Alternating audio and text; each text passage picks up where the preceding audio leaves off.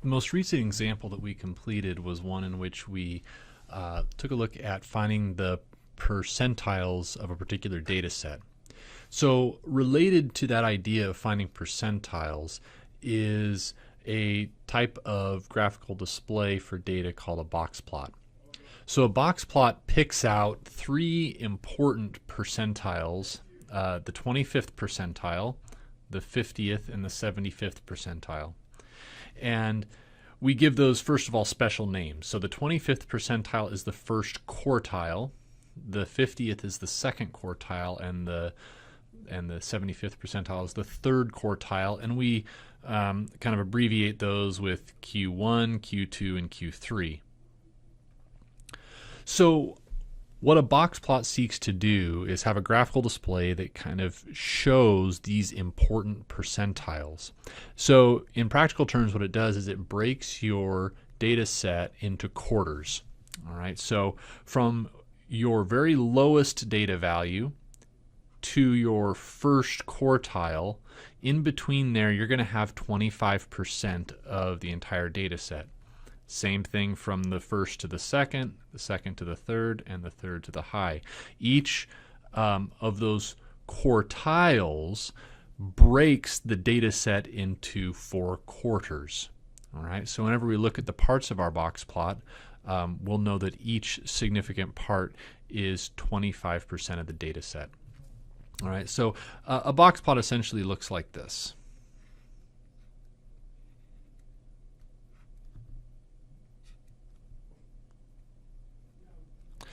Where the box part of the box plot, this is your first quartile, this is your second quartile, which is also your median, and then the right edge of the box is the third quartile, and then you extend this line all the way up to the high value, and then this line you extend all the way down to the low value. And when I look at a box plot, I know that each of these parts has 25% of the data in it. So 25% goes from here to here. 25% goes from here to here. 25% of the data is from here to here, and 25% is there. And it doesn't matter how wide or narrow the part of the box is, it contains 25% of the data. So like in this little drawing that I did, between the first and second quartile is a lot narrower than between the second and third quartile, but they contain the same amount of data. Right? So if there were 200 data points in my data set, 50 would be here, and 50 would be in this range. And then the last thing we'll pay attention to here is that calculating what's called the interquartile range, or the difference between the third and first quartile, is a nice way of getting a sense of how spread out the data set is. So in other words, it's how far apart are the edges of the box part of the box plot. So taking the data set from the previous example where we computed all those percentiles, this is what its box plot would look like. So if you recall, that data set, when I put it in order, looked like this. When I put it in order, it was 65, 66, 66, 67, 68, and another 68, 69, 70, 71, 2 72s, and a 74. So first of all, if a box plot shows us the low and the high, okay, here's 74, which is our high, and then down here, looks like the scale kind of stops, but it's certainly reasonable based on this scale to think that that's at 65. And also remember that in that previous example, we already calculated that the first quartile was 66.5 inches, because the first quartile is the same thing as the 25th percentile. And that's what we were asked to find in that previous example. So 66.5, right? It looks like that's 67. So 66.5 should be right there where the left edge of our box is.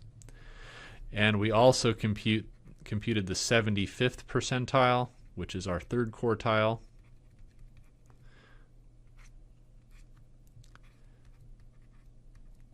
And we found that to be 71.5.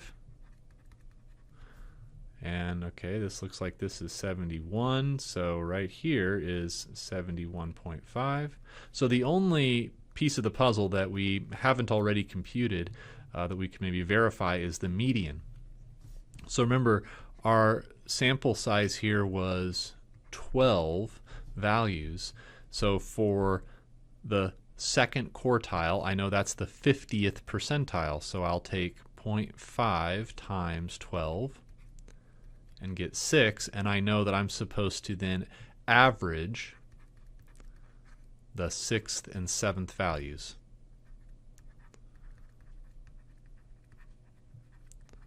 So 1, 2, 3, 4, 5, 6, 7. So these are my 6th and 7th values.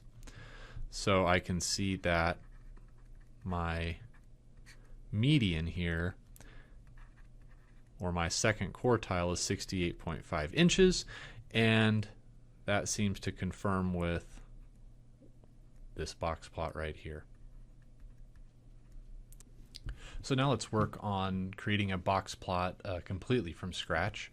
So just like when we took a data set, calculated certain percentiles, we needed to start by putting the data set in order. We need to do the same thing here. So, because of course we are going to be computing percentiles, right? We'll be computing the 25th, 50th, and 75th percentiles. So we get 3, 4, 4, 6, 7, 7, 8, 9, 10, 11, 12, 15, 16, and then this large number here compared to the rest of the data set, 35. All right, so we can see here that there are 14 values in this data set. All right, so of course our low, that's real easy to do. That's 3. Our first quartile, right, that's the 25th percentile. So we know we need to take 0.25 times 14. So in other words, where am I at when I'm 25% of the way through my list of 14 numbers? All right, so when I do that, I get 3.5. And so when we get a decimal number, remember, we're just going to use the next highest integer. So we're going to use the 4th value,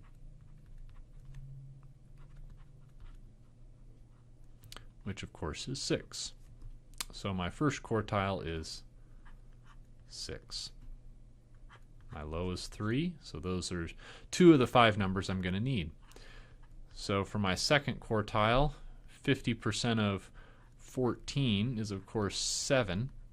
And so when we get a whole number, remember, we are going to average the 7th and 8th values.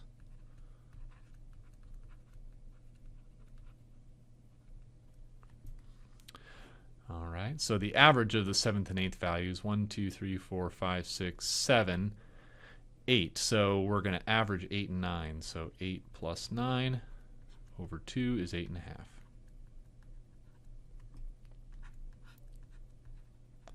All right, my third quartile, 75% of 14. And that's going to give me 10.5, so that means we use the 11th value.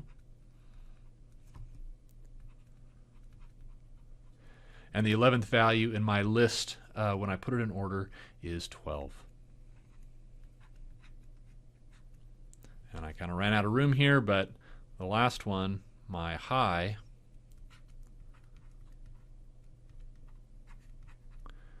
is of course 35. All right, so whenever we create box plots, one thing that we really need to make sure of is that we get our scale right. So here is the wrong way to make a box plot. Let me do it in, let's do it in red. So maybe don't write this in your notes at all, but here, the wrong way to do a box plot would be to just be really lazy and just say, oh yeah, I know what these box plots look like, and my low is here at 3, and this is at 6, this is at 8.5, 12, and then my high is 35. Right? This is not what we're looking for. It doesn't make any sense because it kind of indicates that the distance between 12 and 35 is the same as 3 and 6, which is nonsense, right? So this does not tell us what we want a box plot to be able to tell us, right? We want to be able to see the relative size of different parts of the box plot, so I know if, say, the first quarter of my data is narrower, wider than a different quarter of my data. So this is definitely not what we're looking for. What we are looking for, though, is a scale that's done carefully. All right, so I'm going to go ahead and be careful about this and be mindful of where I'm going, right? So I've got to get myself from 3 to 35. All right, so I think maybe a good way to go about this would be to start at 0 and maybe count up by 5s perhaps.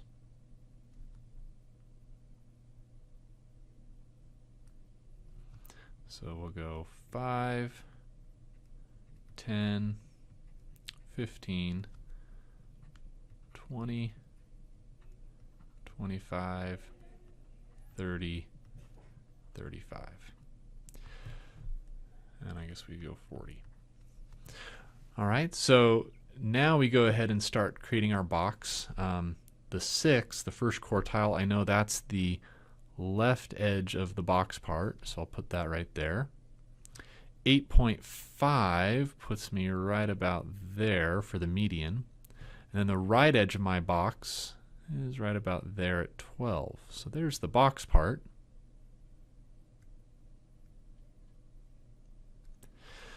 And then I'm going to extend a little arm all the way down to 3, which doesn't take it very far. And now I know that my high is 35, so that puts me way up there. So for now, I'm just going to go ahead and make a quick sketch of that.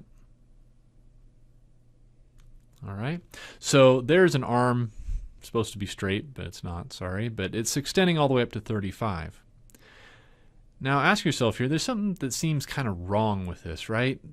We've got this arm that reaches all the way up, and if you hadn't seen the data set, I think the reasonable reader would assume that there's data scattered all throughout here. And yet we know better, right? We can see when we put the data set in order that there is nothing between the number 16, which is right about here, and 35. This is all empty space. So at this point, I've kind of followed the rules for creating a box plot correctly, but it's not really communicating the what's happening in the data set in a very accurate way. So this 35 we refer to as an outlier. And so whenever we have clear outliers and we're trying to make a box plot, we don't hide them, but what we do is we just make a little mark at the outlier and then let the arm extend only up to maybe the next highest that isn't an outlier. All right, so to kind of fix this this graph here, kind of erase all this stuff. So what I want to do instead of what I had there before is I'm upfront about the fact that there is this value of 35 way up here, so I put a little circle there, and then I say I'm just going to let my box extend up to 16 and then stop there. That way I've got all my data represented here. I'm not hiding anything, but I'm also showing what the bulk of my data looks like, and then indicating that yes, there is a bunch of empty space between most of my data and that one big outlier.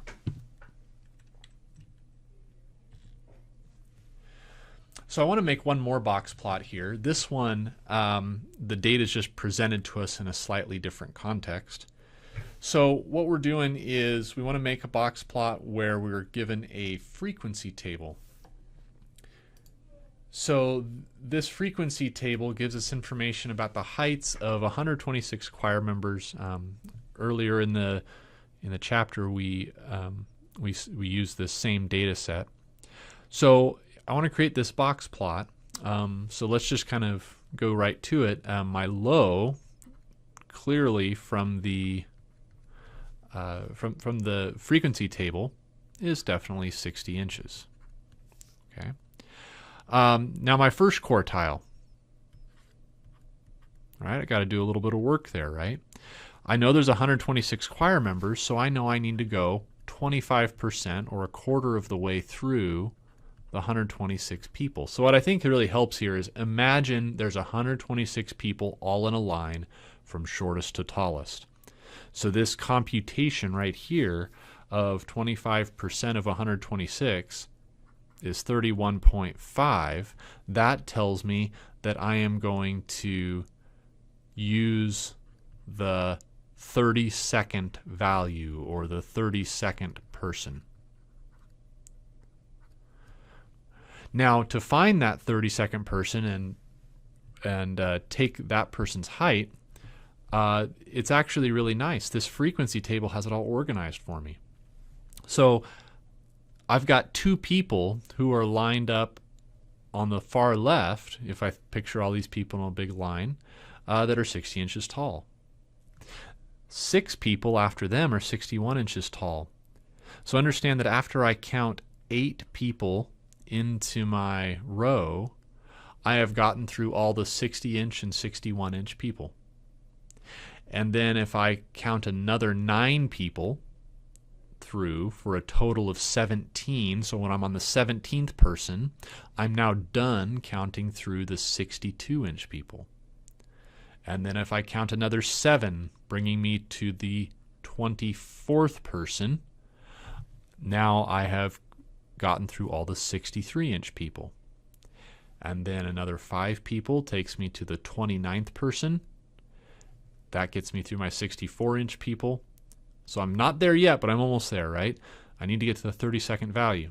So now if I add 20 and 29, that takes me to the 49th person. So in other words, once I get done counting through 49 people, I'm done with my 65-inch people. Well, if my last 64-inch person was the 29th, and my last 65-inch person was the 49th person, the 32nd person in my row would be 65 inches tall. So over here I can say 65 inches is my first quartile. All right, and so we can continue on here. Let's do the second quartile. So I need to get myself 50% of the way through my data set. And half of 126 is 63. So remember, that means we are going to average the 63rd and 64th values. All right, so I keep counting. So if I add 18 to 49, that's going to give me 67. So what that gives me is that once I count through my 67th person, I'm done with the 66-inch people. So that means the 63rd and the 64th people are both 66 inches tall. So no need to actually average here. My second quartile is 66 inches. And then my third quartile, 75% of 126. That gives me 94.5. So that means we are going to use the 95th value, or the 95th person. So we keep counting. 67 plus 7 takes me through to my 74th person. 74 plus 12 takes me to my 86th. 86 plus 5 is 91. We're still not to our 95th value yet, but 91 plus 5 is 96. Now we just passed it. So that means the 95th person must be a 70-inch tall person. And then, of course, my high. It's pretty easy. My high is 76 inches. All right. Now I did a pretty lousy job of leaving myself room for making the box plot, but let me find some room here, so we'll maybe do that right down here. So I've got to get myself from 60 to 76, so maybe let's start here at 60 and then maybe go every 2.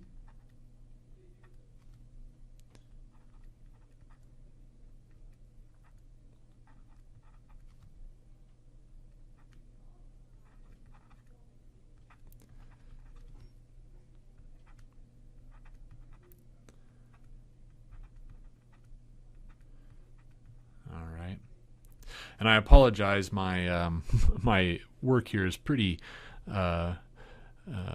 sloppy. I didn't leave myself very much room. Let's see if I can squeeze in here. Height. I should always put a label down here. Height, and we're measuring that in inches. So, so I want to have that whenever we have a data set in context. So we're starting at 60. And that's going to go up to 65, so that puts me right there, and that's where the edge of my box is. And then the median is just right after that at 66. And then my third quartile is at 70. And then that extends all the way up to 76. And the thing that I want to point out here, this is what's really important, is that from 65 to 66 inches, I have the same percentage of my data set as I do from 66 to 70, right? In this little region, that's 25% of my data. And in this region, that's 25% of my data. And if I go back to the actual data set, it makes sense why. There are a whole ton of people that are in this 65, 66 inch range, right? That's a very common height. In fact, 65 inches, I believe, is the average height for women. And so it makes sense we have so many in this range here. And so that means that there's a lot of data squeezed into a very small range of values here. And then the other quarters of the data are a little bit more spread out. All right, so the last example that involves box plots, we're going to look at a box plot that's already created, and we're going to answer some questions based on it.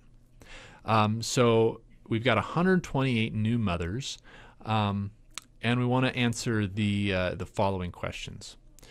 First of all, which quarter has the smallest spread of data, and what is that approximate spread? So first of all, when I say quarter, I'm talking about 25% of the data. So the first quarter, right, is from here to here. The second quarter is from here to here. The third quarter from here to here. And the fourth quarter from here to here. That's different than a quartile. A quartile is an actual value. So this is the first quartile, this value here. This is the second quartile. That is the third quartile. All right, so that's one piece to kind of delineate in your mind, because it's easy to get those mixed up. All right, so when I'm looking for this, which quarter has the smallest spread, I'm just looking for which part of the box is narrowest. And I think it's pretty clear that this part of the box right here is the narrowest. And if I had to ballpark it, I'd say that that median line is probably about at 29. So what I would say is this. The second quarter has the smallest spread.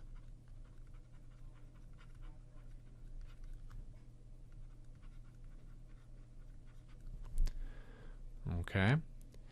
And that spread seems to be about 4 years, right? So 29 minus 25 equals 4 years. Okay. The interquartile range. Remember, the interquartile range is a way of measuring how spread out our data set is. And remember, that's our third quartile minus our first. So we've already got a guess for what our first quartile is. It seems like it's right at 25. The third quartile is this one. I think it makes sense to say that's about 34. So that would give us an interquartile range of about 9 years. So in part C, it asks us, are there more data in the interval 25 to 30 or the interval 35 to 45? So we can see here on the box plot, right, 25 to 30 takes us from there to there. 35 to 45 takes us from there to there. Now, box plots are pretty short on detail, so I can't exactly tell what percent of the data set is between 25 and 30. But I can tell something. I can tell that because I know each part of the box plot contains a quarter of the data, I do know there's 25% here. So what I can say is that 25 to 30 contains, I don't know exactly how much, but contains more than 25% of the data. I do know that, right? Because 25% goes from here to here, and 25 to 30 is bigger than that.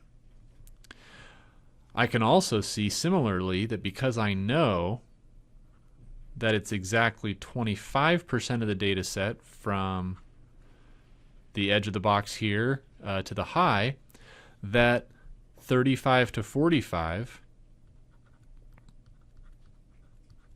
definitely contains less than 25% of the data set. And so while I can't get too specific about how much is in each interval, I can at least do enough to compare them so we can say, therefore,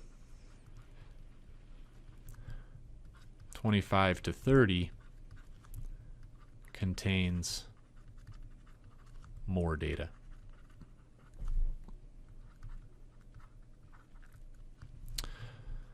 Now for this last part, I want to tie box plots and histograms together and just show how we can kind of glean information from a box plot that's visible in a histogram and vice versa. So it says, which of the following histograms is not a possible histogram for the data represented in this box plot?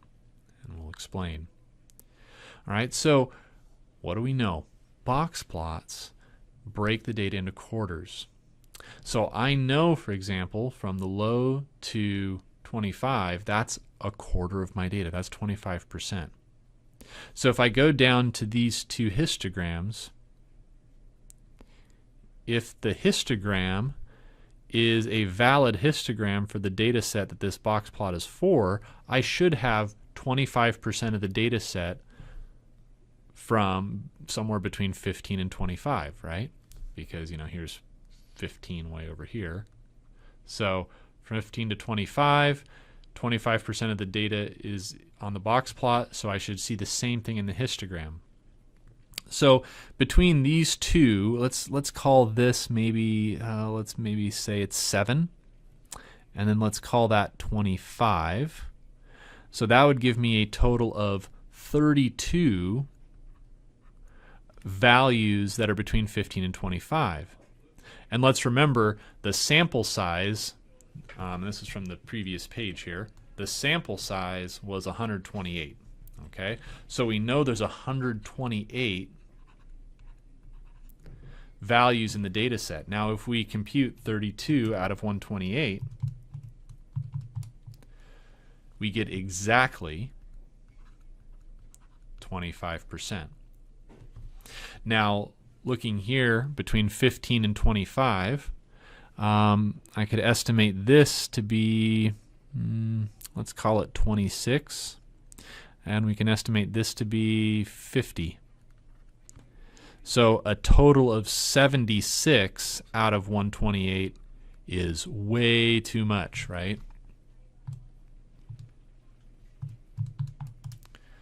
So 59%. So what we know is that there is no way that this could be from the same data set. So this could not be from the same data set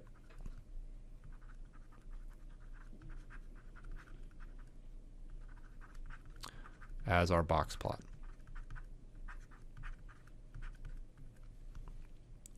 All right, but this could be. This has the potential to be. It's hard to check the rest of this one because the other parts of the box don't fall on clearly delineated spots. They don't fall on multiples of 5 like that first quarter did. So I would need to have a little more refinement to really check the rest of the parts to make sure they're lining up with this. But at least this one's not out of the running based upon that first quarter.